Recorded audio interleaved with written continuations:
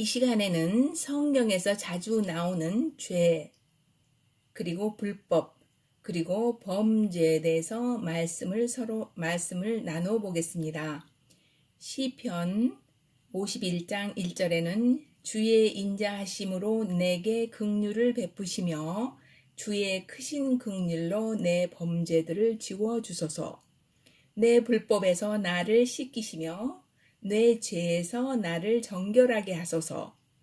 이는 내가 내 범죄들을 시인하기 때문이오니 내 죄가 항상 내 앞에 있나이다. 51장 4절에는 내가 오직 주께만 죄를 짓고 내가 불법 중에 형성되었으며 내 어머니가 죄 중에서 나를 수태하였나이다. 죄의 근원은 마귀이며 옛 뱀이며 계시록에 등장하는 용이며 죄라는 인격입니다. 죄는 사탄이며 자기를 광명의 천사로 가장하여 나타나기도 한다고 기록되어 있습니다. 고린도후서 11장 14절 그것은 결코 놀랄 일이 아니니 그 까닭은 사탄도 자기를 빛의 천사로 가장하기 때문이라.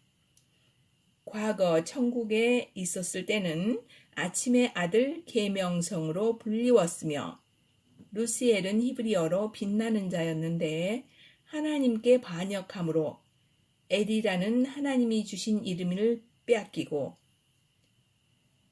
하늘에서 쫓겨났으며 루시퍼가 되어 그가 내는 현재의 빛은 속임수이며 그들의 추종자들은 어둠을 사랑하며 마귀를 위한 제사 때에는 까만 초를 씁니다.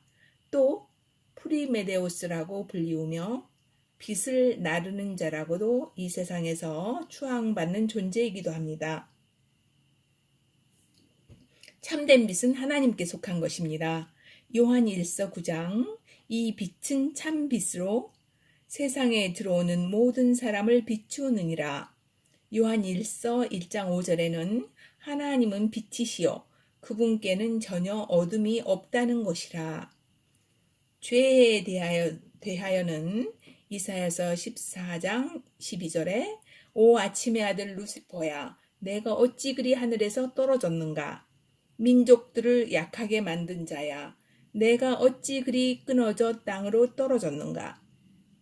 이사야서 14장 13절에는 이는 내가 마음속으로 이르기를 내가 하늘로 올라가 하나님의 별들 위로 내 보좌를 높이리라. 또 내가 북쪽의 옆면에 있는 회중의 산 위에 앉으리라. 내가 구름들이 있는 높은 곳 위로 올라가 내가 지극히 높으신 이와 같이 되리라 하였습니다. 하나님보다 높아지려는 교만이 사탄이 된 자들의 특성입니다. 또 요한복음 8장 44절에는 너희는 너희 아비 마귀에게서 났으므로 너희 아비의 욕망을 너희도 행하고자 하느니라. 그는 처음부터 살인자요 자기 속에 진리가 없으므로 진리 안에 거하지 아니하고 거짓말을 할 때에 자기 자신의 것으로 말하나니 이는 그가 거짓말장이요 거짓의 아비이기 때문이라. 죄의 근원은 그 뜻이 기쁨이요 낙원인 에덴 동산에 나타나 광명의 천사로 가장하여 하와를 유혹하고 하와를 통해 아담에게 불순종의 죄를 짓게 하여 죄의 번성인 마귀의 자녀들이 나타나게 되었으며 거짓의 아비요 거짓말장의 근원입니다. 이는 자신을 기쁘게 하고 자신을 높이는 성질을 가진 죄라는 인격이 우리 안으로 들어와 조성 성분이 된 것으로 육체의 지혜와 능력을 자랑케 하는 성품을 조성하고 하나님을 알지 못하도록 가리우고 있던 큰 능력의 실체였습니다. 죄의 속박은 우리를 노예가 되게 하고 죄의 산물은 죽음이라는 결과를 가져오고 죄가 주로 우리를 괴롭히려고 쓰는 4가지 항목은 간음, 음행, 살인, 또 거짓말입니다. 그러나 죄가 없으신 하나님의 품 안의 말씀이신 독생자께서 육신의 몸을 입고 인생처럼 혈과 육을 입고 살아주시고 그 목숨을 죽음에 내주셔서 값을 갚아줌으로 인하여 우리가 해방되었고 죄를 유죄 판결할 자격이 있는 유일한 분이시며 사람들을 능히 죄에서 해방시킬 수 있는 영존하시는 생명의 주님이 되셨습니다. 요한일서 3장 5절에는 그분께서는 우리의 죄들을 제거하시려고 나타나신 것을 너희가 아나니 그분 안에는 죄가 없느니라. 그러면 죄악 또는 불법이란 무엇인가요?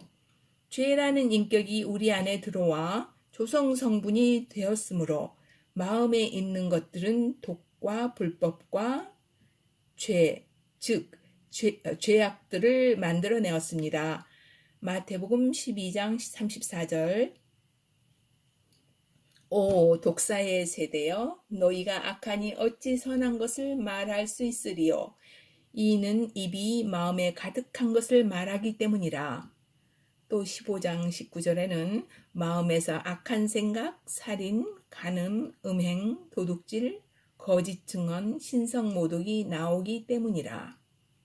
또한 요한일서 3장 8절에서는 죄를 범하는 자는 마귀에게 속하나니 이는 마귀가 처음부터 죄를 짓기 때문이라.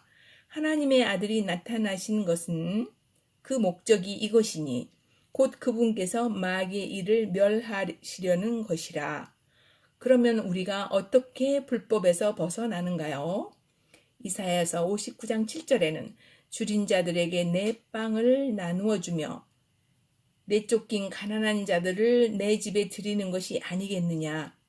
또 벌거벗은 자를 볼 때 입히며 내 살부치를 피하여 스스로 숨지 아니하는 것이 아니냐. 하나님을 알지도 못하고 또 안다고 하는 자도 생명이 성숙하지 못하여 줄인 자들에게 여러분들이 가지고 있고 체험하고 누린 말씀이신 예수님을 그들에게 공급하고 가난한 자들을 여러분의 성전에 계신 주님께 인도하고 벌거벗은 자에게 예수의 의로운 옷을 입히고 우린 하나님 앞에서 다 서로 살부치인데 그들을 다시 세워주는 자들이 되는 것입니다. 가난한 자들은 예수님이 그 안에 계시지 아니하므로 고아요 과부된 자요 가난한 자인 것입니다. 죄인은 죄라는 인격에 속한 자들이고 거듭난 자들은 하나님의 칭의로 인하여 의인이 된 것입니다. 죄인은 죄에게 속한 자이다 이고 의인은 의에 속한 자이다 라는 말입니다. 우리의 신분은 의인인 것입니다. 우리가 예수 그리스도를 증거할 때에 모든 우상 숭배로부터 벗어나고 오직 주님만 주인이 되십니다. 예수 그리스도를 증거할 상황이 아니면 마음으로 기도하십시오. 이 영혼들에게 생명을 주시고 저에게도 주시옵소서. 이 땅을 제게 주시옵소서라고요. 시편 85장 2절에는 주의 백성의 불법을 용서하시고 그들의 죄를 덮으셨나이다 라고 말씀하셨습니다. 자, 그러면 이번에는 범죄란 무엇인가요? 우리가 하나님의 권리를 침범한 것입니다. 하나님의 권리를 십계명을 통해서 주셨는데 거룩하신 그분께서 우리에게 우상숭배를 하지 말라 하셨는데 우리가 우상숭배를 하면 하나님의 권리를 침해해서 하나님께만 범죄하는 것이 된 것입니다. 밧세바에게 들어간 뒤 다윗은 나단 선지자로부터 책망을 받고 지은 시편 51편 4절에는 내가 오직 주께만 죄를 짓고 주의 눈앞에서 이 악을 행하였으니 라고 고백하였습니다. 남의 아내를 탐하지 말라라는 계명을 어겨 하나님의 권리를 침해한 것입니다. 그런데 시편 51장 12절에는 주의 구원의 기쁨을 내게 회복시켜 주시고 주의 자유로운 영으로 나를 붙드셔서 그리하시면 내가 범죄자들에게 주의 길들을 가르치리니 죄인들이 주께로 회심하리이다 라고 했습니다. 범죄자들에게 주의 길들을 죄인들에게 가르쳐 주께로 영혼들을 인도하겠다는 뜻입니다. 왜냐하면 그는 그의 경험을 통해 영혼들을 인도할 수 있기 때문입니다. 이런 우리들을 위하여 이사야서 53장 5절에는 그가 찔림은 우리의 범죄들로 인하며 그가 상함은 우리의 불법들로 인함이라. 그가 징벌을 받음으로 우리가 화평을 누리고 그가 채찍으로 맞음으로 우리가 나음을 입었노라.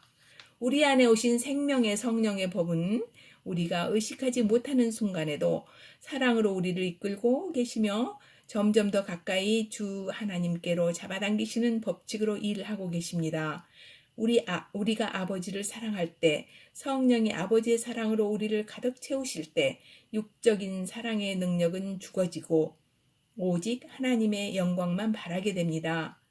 우리를 죄라는 인격으로부터 구속하여 쇠 멍에를 꺾으시고 모든 불법들과 범죄들을 깊은 바다에 던지우시고 기억도 아니하시는 주께 감사드립시다.